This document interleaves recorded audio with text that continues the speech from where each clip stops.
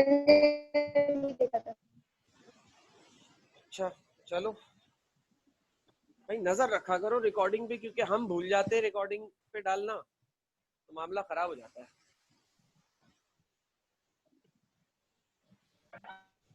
हाँ भाई महद, कहाँ थे इतनी देर से भाई? Sir net issue. अच्छा नेट इशू। महद एक सवाल है, जी सर। पानी गीला क्यों होता है? मतलब पानी गीला क्यों होता है, वजह क्या है पानी के गीला होने की? भाई लकड़ी को छू, भाई मेटल को हाथ लगाया, मेटल गीला होता है? जवाब आएगा नहीं। मोबाइल को छुआ, मोबाइल गीला होता है? नहीं। पानी गीला क्यों होता है? उसमें H2O है। क्या बात है। तो मतलब जिसमें H2O होगा वो गीला होगा, उसके अलावा कोई चीज गीली नहीं होगी? नहीं। भैया शहद में तो नहीं होता।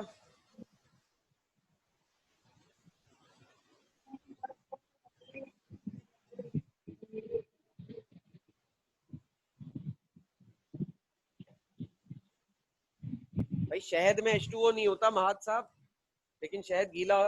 जी सर। तो इसका मतलब पानी के गीला होने की वजह H2O तो नहीं है, कुछ और है। चलो आओ आज पानी के गीला होने की वजह देखते हैं।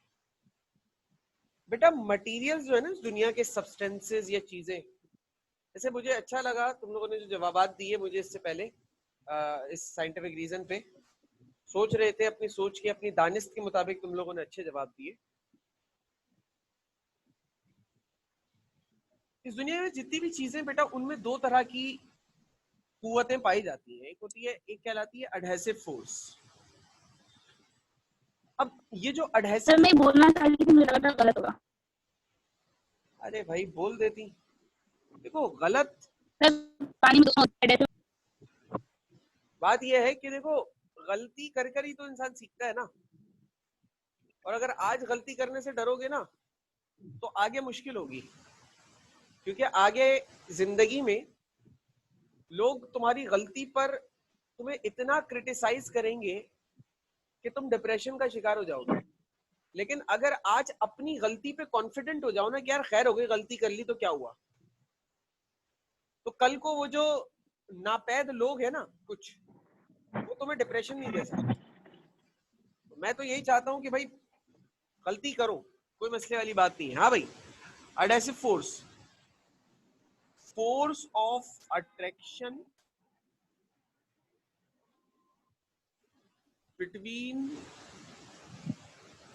To different states of matter.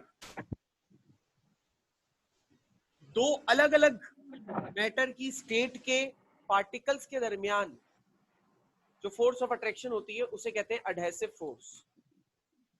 एक और तरह की फोर्स होती है जिसे हम कहते हैं कोहेसिव फोर्स। कोहेसिव फोर्स क्या होती है?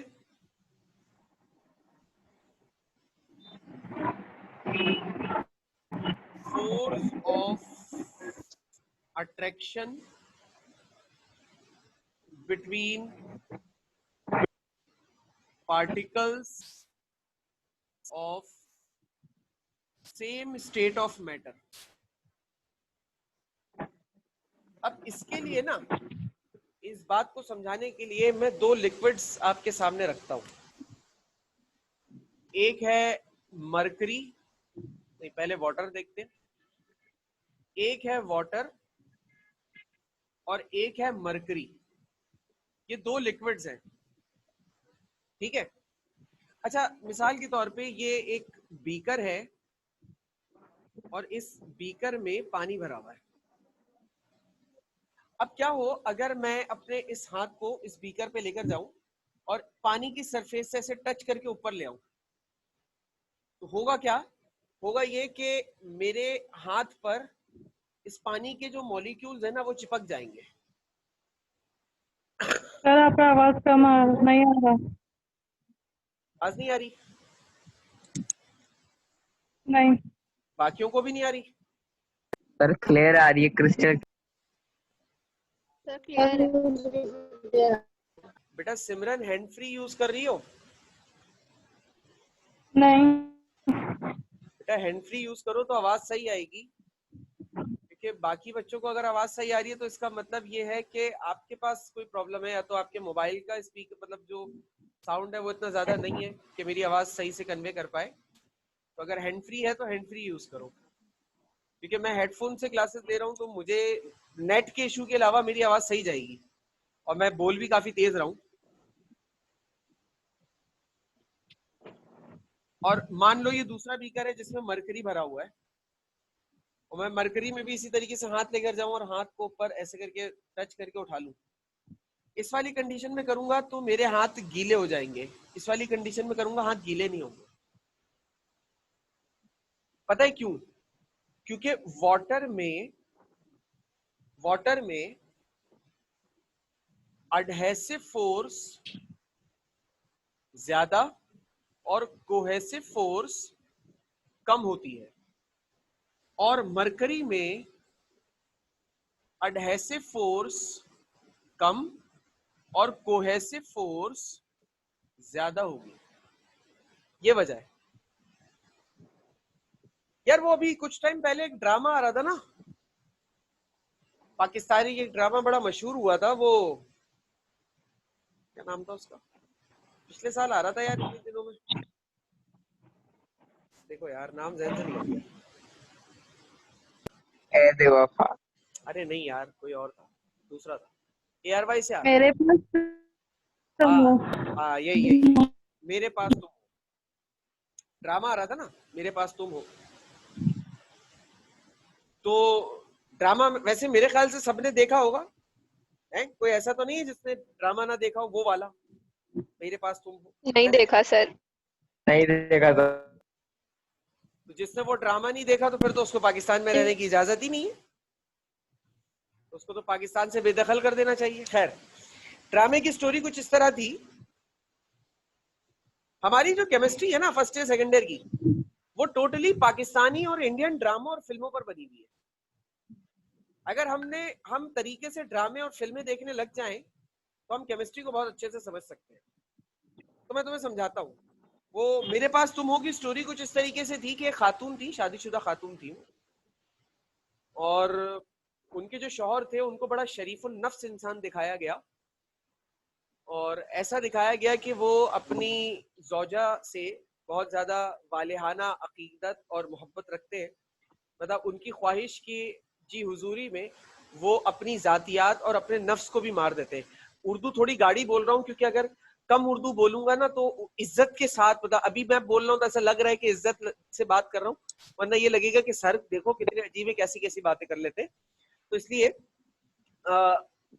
जो वो अपनी ज़ौजा से जो शौहर होते हैं वो बहुत ज्यादा मोहब्बत रखते हैं, और ऑन दी अदर हैंड जो ज़ौजा होती है उनकी, वो किरदार के एतबार से बड़ी, जिसे कहते हैं ना कि गिरे हुए किरदार की खातून होती है। यानी उनके अंदर लालच और हिर्स होती है, हवस होती है ज्यादा की और की। उनके जो शौहर होते हैं वो बहुत ज्यादा अमीर कबीर तो नहीं होते, लेकिन एक अच्छे किरदार के ईमानदार इंसान जरूर होते हैं। खैर, लालच के पेश नजर वो खातून जो है वो देखती हैं कि जो उनका शौहर है वो कम आमदनी में उनकी जरूरियात को पूरा नहीं कर पा रहा। पढ़ी लिखी तो वो खातून भी होती हैं, तो वो बोलती हैं कि भाई मैं अपनी जॉब करूंगी और अब जॉब करके अपनी जो मेरी ख्वाहिशात है वो पूरी करूंगी। अब वो बेचारे जो शौहर होते हैं उनके, वो राजी हो जाते हैं कि ठीक है भाई जैसा तुम बोलो। कहते हैं ना रन मुरीदी टाइप का कुछ, यानी कि जैसे खातून ने बोला उन्होंने मान लिया, तो वो मान लेते हैं। खैर, वो खातून जो होती हैं, जिस फर्म में जिस कंपनी में वो जॉब करती हैं, उस फर्म का जो ओनर होता है, उस ओनर के साथ उन खातून के कुछ मामलात गैर इखलाकी तौर पर बढ़ जाते हैं। अच्छा, इस गैर इखलाकी तौर पर ताल्लुकात बढ़ने की वजह से होता यह है कि वो अपने शौहर से तलाक ले लेती है, और उनके शौहर उनको रोकने की बहुत कोशिश करते हैं, समझाने की बहुत कोशिश करते हैं, लेकिन नहीं, उनको तो उस शख्स के साथ जाना होता है गैर इखलाकी तौर पर, और अल्टीमेटली गैर इखलाकी तौर पर वो उस शख्स के साथ चली जाती हैं। ड्रामे में फिर ये दिखाया गया कि उन खातून को अपने इस फैसले पर, जो उन्होंने अपने शौहर से तलाक ली और दूसरे शख्स के साथ चली गई, इस फैसले पर, इस हरकत पर उनको बाद में बड़ा पछतावा होता है। ऐसे सिनेरियोज, ऐसे हालात आते हैं उनके सामने जो उनको बड़ा अफसुर्दा और बहुत पशेमान कर देते हैं अपनी हरकत पर। तो यहाँ जो एडहेसिव फोर्स और कोहेसिव फोर्स का मामला है ना, मॉलिक्यूल्स में भी कुछ ऐसा ही है। ये जो वाटर है ना, ये वाटर के मॉलिक्यूल अपने साथियों के साथ, यानी अपने दूसरे पार्टिकल्स के साथ सिंसियर नहीं है उस खातून की तरह। इन वाटर के मॉलिक्यूल्स के अंदर लालच होती है कि ये अपने साथी को छोड़कर, अपने पार्टिकल को छोड़कर, अपने जैसों को छोड़कर किसी दूसरे के साथ चले जाएं। इनके अंदर लालच होती है, और इस लालच के ज्यादा होने को एडहेसिव फोर्स कहते हैं। अब आ जाओ मरकरी पर। मैं जब इसमें हाथ डुबोकर भी बाहर निकाल लूंगा ना, मेरा हाथ गीला नहीं होगा, है जबकि ये भी लिक्विड। अब ऐसा यहां क्यों होता है? ऐसा यहां इसलिए होता है क्योंकि इसके जो पार्टिकल्स होते हैं उनमें कोहेसिव फोर्स बहुत ज्यादा होती है। कोहेसिव फोर्स क्या होती है कि अपने पार्टनर के साथ जिंदगी भर रहना, अपने पार्टनर का साथ देना, चाहे अच्छे हालात हो या बुरे हालात हो, हमेशा अपने पार्टनर का साथ देना। अगर अपने पार्टनर के साथ रहने की सलाहियत ज्यादा हो तो उसे कहते हैं कोहेसिव फोर्स, यानी कि ये एक राह रास्त पर, एक सीधे रास्ते पर चलने वाले लोग हैं। और एडहेसिव फोर्स वाले लालची, अपनों को छोड़कर दूसरों के पास जाने वाले।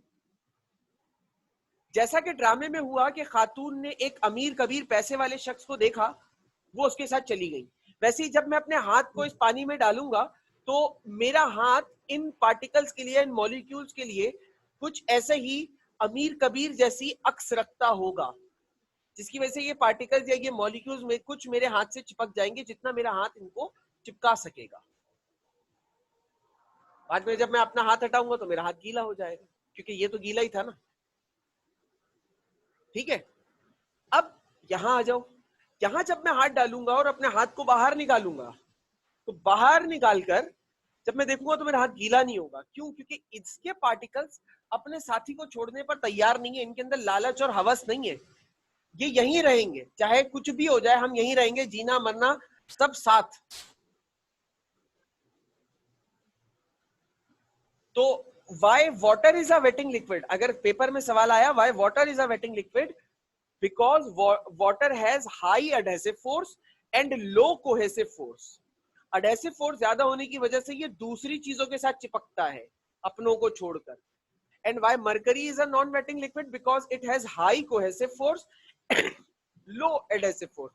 Due to high cohesive force it binds or it attracts toward each other, and due to less adhesive force they are not attracted or binded towards any other surface.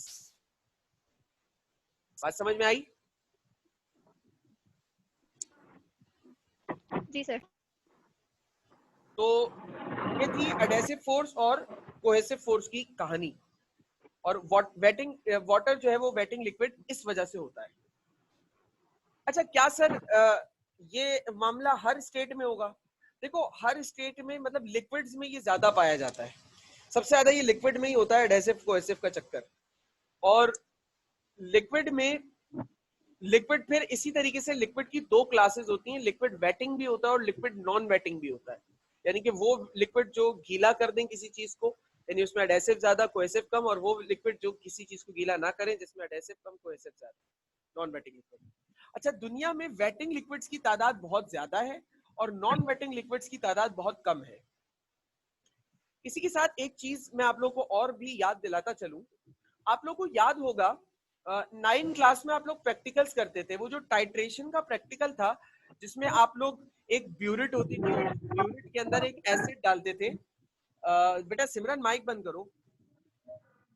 Burette के अंदर आप बेस डालते थे, तो burette के अंदर उस base का शेप कुछ इस तरीके का बनता था, ऐसा। याद आया कुछ? जी सर। अच्छा, इसको आप क्या कहते थे? इसको आप कहते थे लोअर मेनिस्कस, इसे कहते थे लोअर मेनिस्कस। और ये जो होता है, मतलब अगर मैं ऐसे किसी लिक्विड को, यानी कि नॉन वेटिंग लिक्विड को किसी ट्यूब में, किसी सिलेंडर में डालूं, तो इनका जो मिनिस्कस आता है वो ऐसा आता है। ये लोअर मिनिस्कस, ये क्या कहलाते हैं? ये कहलाते हैं अपर मिनिस्कस। ये क्यों होता है लोअर मिनिस्कस और अपर मिनिस्कस? ये भी होता एडहेसिव और कोहेसिव की ही वजह से है। ठीक है, अच्छा स्क्रीनशॉट लो, फिर मैं तुम्हें बताता हूं कि ये क्यों अपर लोअर का चक्कर आता है, और इसके साथ एक और टॉपिक को जोड़कर पढ़ाऊंगा। जरा जल्दी से स्क्रीनशॉट ले लो।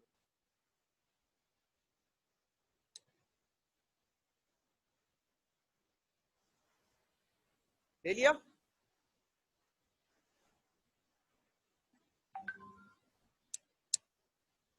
ले लिया स्क्रीनशॉट? जी सर। बताया तो करो। स्क्रीनशॉट लेने में तुम लोग को ऐसा टाइम लगता है जैसे तुम लोग कोई प्रोफेशनल फोटोग्राफर हो और पिक्चर ले रहे हो किसी कपल की खड़े में। कि अगर सही तस्वीर नहीं ली तो शादी के पैसे नहीं मिलेंगे।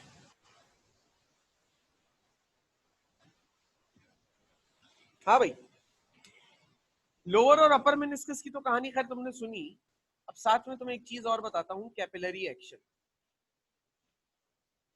अब ये सर कैपिलरी एक्शन क्या है? मान लो ये एक ड्रम है जिसके अंदर कोई जूस, कोई लिक्विड, कोई पानी, कुछ भी है। इस ड्रम में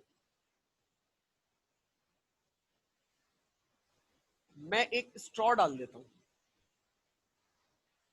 सिर्फ स्ट्रॉ रखा है, मैंने ऊपर सक नहीं किया स्ट्रॉ से।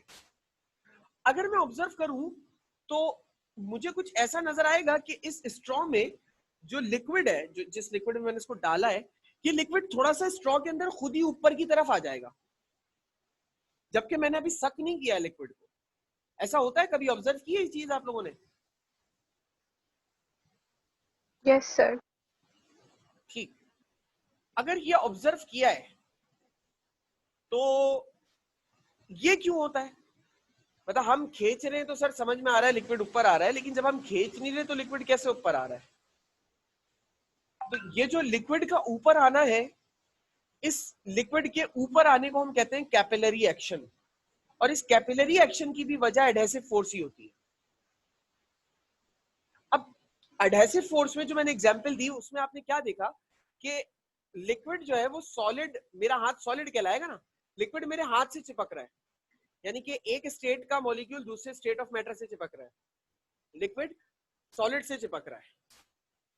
अब देखो यहां पर क्या होगा, जब मैं इस स्ट्रॉ को इस लिक्विड में डालूंगा तो यहां पर इस लिक्विड के मॉलिक्यूल्स होंगे बहुत सारे। ये मॉलिक्यूल्स आहिस्ता आहिस्ता इस सॉलिड की, यानी कि स्ट्रॉ की सरफेस से चिपकेंगे। एक सरफेस पे मॉलिक्यूल आकर इधर चिपक गया, ये ऊपर आ गया, यानी कि ये कुछ इस तरीके से होगा। यहाँ पे अलग से बना लेता हूँ। एक मॉलिक्यूल आया, वो चिपक गया इस जगह पर। अब इसके पीछे एक और मॉलिक्यूल था, उसने देखा अरे सॉलिड सरफेस, ये भी आया, इसने उसको धक्का दिया कि भाई चल खिसक, मैं भी आ रहा हूँ। इसने उसको धक्का दिया, ये पीछे गया, ये दूसरा आ गया। फिर एक और आएगा, वो भी यही करेगा, इसने बाकी दो को धक्का दिया, ये और पीछे हुआ, ये तीसरा भी आ गया। फिर एक और आ जाएगा। इस तरीके से लिक्विड के मॉलिक्यूल्स किसी स्ट्रॉ में या पतली ट्यूब में इस तरीके से ऊपर आ जाते हैं। अब हम जो ये चीज देख रहे हैं कि लिक्विड का सॉलिड से जो ये अट्रैक्शन है, ये क्या कहलाता है? ये कहलाता है एडहेसिव फोर्स। क्या कहलाता है? Adhesive force.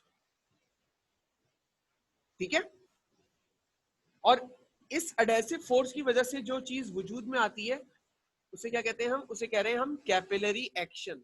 यानी कि जो लिक्विड का किसी पतली सी ट्यूब या स्ट्रॉ में ऐसे ऊपर की तरफ उठना है ना, इस उठने को, इस ऊपर आने के अमल को हम कहते हैं कैपिलरी एक्शन।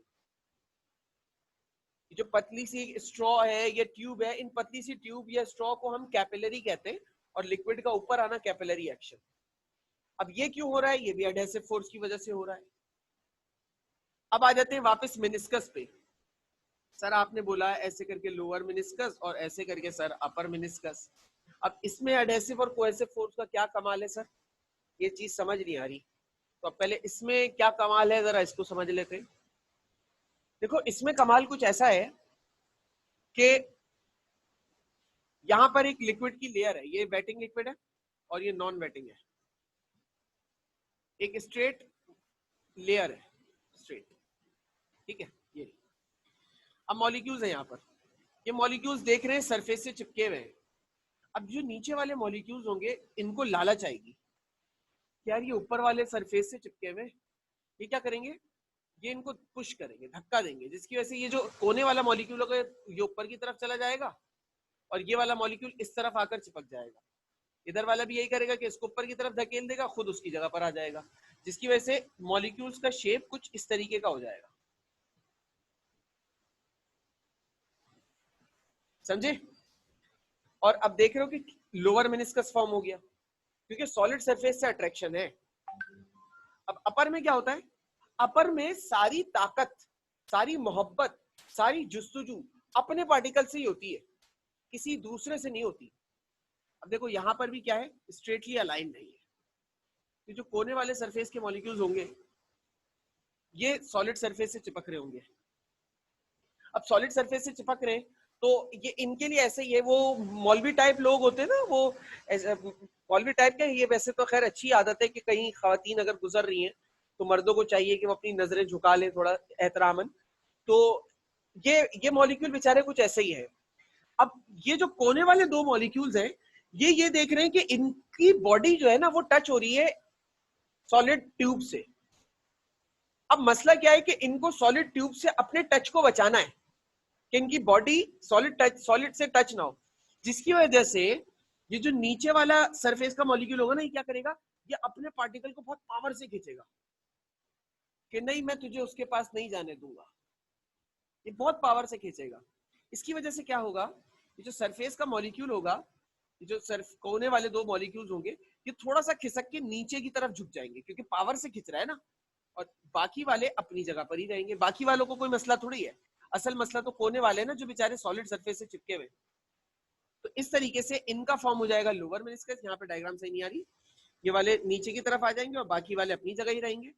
इसकी वजह से देखो इनका किस तरह का मेनिस्कस फॉर्म हो रहा है, अपर मेनिस्कस, और इसका किस तरीके से मेनिस्कस फॉर्म हो रहा है, लोअर मेनिस्कस। इस चीज को हम कहते हैं एडहेसिव फोर्स और कोहेसिव फोर्स की कहानी। और सर लोअर मेनिस्कस समझ नहीं आया। लोअर मेनिस्कस समझ नहीं आया, देखो लोअर में सिंपल फिनोमेना बेटा ऐसा है कि एडहेसिव फोर्स ज्यादा होगी, यानी कि सॉलिड से चिपकने की सलाहियत ज्यादा होगी पार्टिकल्स में। अब ये एक सीधी सीधी लेयर है मॉलिक्यूल्स की, लिक्विड, कोई भी लिक्विड है उसके मॉलिक्यूल्स की सीधी सीधी एक लेयर है, ये सॉलिड सरफेस है। अब क्या होगा, ये जो सॉलिड सरफेस वाला मॉलिक्यूल होगा ये चिपका हुआ होगा इस लेयर से, लेकिन ये जो नीचे वाला होगा इसको हसद आएगी कि ये कैसे चिपके हुए, हम तो नहीं चिपके हुए। तो जो नीचे वाला मॉलिक्यूल होगा ये क्या करेगा, इसको धक्का देगा कि हम भी चिपकेंगे ज्यादा से ज्यादा। जब इसको धक्का देगा तो ये बेचारा खिसक के थोड़ा ऊपर आ जाएगा, जब ये वाला खिसक के ऊपर आ जाएगा तो ये नीचे वाला मॉलिक्यूल होगा ये इसकी जगह पर आ जाएगा, जिसकी वजह से एक कैविटी सी क्रिएट हो जाएगी। सेम यही फिनोमेना दूसरी साइड पर भी होगा, एक ऊपर आ जाएगा और ये वाला खिसक के इस तरफ आ जाएगा। अब अगर आप गौर करो तो डायग्राम कुछ इस तरीके की हो गई है, मॉलिक्यूल्स की लेयर कुछ इस तरीके की नजर आएगी। आप तो किस तरीके का मेनिस्कस है, लोअर। क्लियर हुआ? Yes sir. ठीक है। अच्छा, इसके बाद एक साइंटिफिक रीजन है जो हमारे पास आता है कि why blotting paper absorbs ink. आजकल तो आप लोग जो वो यूज करते हैं ball pen, sorry ink pen, ink pen को मिटाने के लिए आजकल आपके पास आता है इंक रिमूवर। इससे पहले आता था इंक रबर, सही है। उससे पहले आता था ब्लॉटिंग पेपर, यानी कि ये मैं आपके दादा के जमाने की बात कर रहा हूँ, ठीक है। उससे पहले आता था ब्लॉटिंग पेपर। उस ब्लॉटिंग पेपर का क्या काम होता था, इंक को एब्जॉर्ब करना।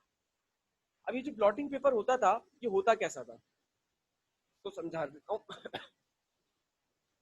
ये ब्लॉटिंग पेपर ऐसा होता था कि इस ब्लॉटिंग पेपर पे, ये रहा ब्लॉटिंग पेपर, इस ब्लॉटिंग पेपर में बहुत पतली पतली, बहुत पतली पतली, करोड़ों की तादाद में ऐसे करके पतली पतली ट्यूब्स होती थी, यानी कि पतली पतली वेन्स या ये कह लो ब्रांचेस, जैसे हमारी बॉडी में रगे होती है ना वैसे इसकी ऐसे बहुत पतली पतली लाखों करोड़ों की तादाद में हुआ करती थी। अब जैसे कोई इंक का कतरा इस पर गिरता था ना कपड़े पर, वैसे ही वो इंक ट्रैवल करके, मतलब चूंकि कैपिलरी एक्शन है, सॉलिड के साथ चिपकना है, तो लिक्विड के मॉलिक्यूल्स क्या करते थे, इन कैपिलरीज के साथ, यानी कि ब्लॉटिंग पेपर की कैपिलरीज के साथ चिपकते थे।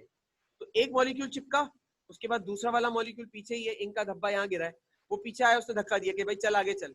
इस तरीके से ये आगे बढ़ते गए, आहिस्ता आहिस्ता ये जो इंक का पूरा धब्बा यहाँ गिरा था वो पूरा कैपिलरीज में, सारी कैपिलरीज में फैल गया। सारी कैपिलरीज में फैलने की वजह से वहां से इसने इंक को एब्जॉर्ब कर लिया। जैसे एक कतरा इंक मैंने फर्श पे गिराया, ब्लॉटिंग पेपर रख दिया, तो उस ब्लॉटिंग पेपर ने सारी इंक को चूस लिया। कैसे चूस लिया? इन कैपिलरीज की मदद से। इन कैपिलरीज ने एक एक करके इंक के सारे मॉलिक्यूल्स को अपनी कैपिलरीज के अंदर घुसा दिया। कैसे घुसा दिया? कि उसने क्या घुसाया, ये तो एडहेसिव फोर्स की वजह से खुद ही हो गया। बात समझ में आई बेटा? Yes, sir. ठीक है, कोई सवाल? नहीं सर। क्वेश्चन? अच्छा, नहीं समझ में आई सिमरन? अच्छा, एक काम करना, खुद समझ में आ जाएगी। घर में टिश्यू पेपर होगा व्हाइट कलर का ना, व्हाइट कलर का टिश्यू पेपर लेना और उस व्हाइट कलर के टिश्यू पेपर पर एक ड्रॉप ब्लू इंक गिराना। तो तुम देखोगी कि वो जो, जैसे तुमने ये टिश्यू पेपर है, इस जगह पे तुमने ब्लू इंक गिराई, तो अब वो जो ब्लू इंक होगी ना, वो आहिस्ते से तुम देखोगी ऐसे करके यूं अजीब से पैटर्न में ब्लू कलर फैलेगा। बस ये फिनोमिना है। जब वो पूरे में फैल जाएगा तो जहां पर तुमने इंक ज्यादा गिराई होगी वहां पर ऑटोमेटिकली इंक कम हो जाएगी, क्योंकि यहां से इंक निकलकर आगे फैल गई। ये चीज है। इसको एक्सपेरिमेंटली करके देख लो, बहुत आसान सी बात है। तो अभी मेरे ख्याल से 2 मिनट में घर में ही कर लो, ठीक है? जी। क्लियर है? कोई सवाल, कोई कंफ्यूजन?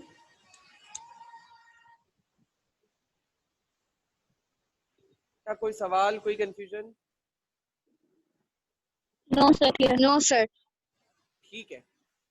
अच्छा, अब हमारा लास्ट टॉपिक रह गया है इस चैप्टर से, वेपर प्रेशर और बॉइलिंग पॉइंट से रिलेट करके। वेपर प्रेशर, एवापोरेशन और बॉइलिंग पॉइंट, ये टॉपिक इंशाल्लाह मैं आपको कल कराऊंगा, तो हमारा लिक्विड्स कंप्लीट हो जाएगा इंशाल्लाह। फिर हम गैस स्टार्ट करेंगे। तो आज के लिए इतना ही, फिलहाल आप लोग जा सकते हैं। अल्लाह हाफिज।